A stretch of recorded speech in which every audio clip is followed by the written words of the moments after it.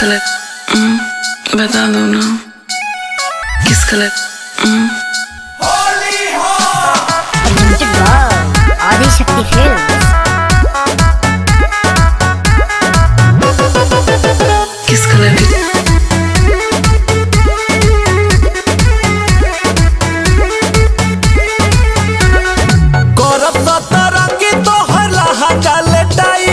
ढोढ़ी पर रंगोलिया तो होली में बनाई ना मनबा होली में पगला गइल का करब सतरंगी तो हरला डाले टाइप ढोढ़ी पर रंगोलिया तो होली में बनाई करे जा कोई सन बाबू हाँ। किस कलर का रंग डालोगे? आए लाल डालोगे, पीला डालोगे कि हरा डालोगे? बोलो ना, सफेद नहीं ना डालोगे? काहे?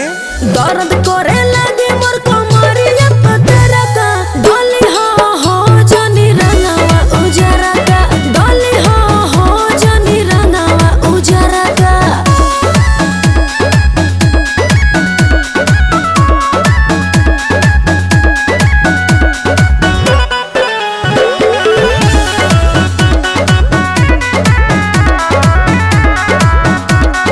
कैसे कैसे डलबा जीवा बड़ी घबराता हो टेंशन में बानी तहरा कुछ ना बुझाता हो धीरे धीरे सब बुझाए लगी चुप रहो नहीं पर पनाई कोही नहीं छछनाई हो जाई जब भीतर तो बड़ी मजा आई हो अरे सबर कर बाबू कहाँ कहाँ डालोगे?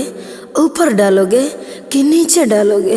आय हाय बोलो ना, बीच में नहीं न डालोगे? लेके पीछू करे डेरावा तारो बड़ा का डोली हो जनी रंगावा उजरा का डोली हो जनी रंगावा उजरा का।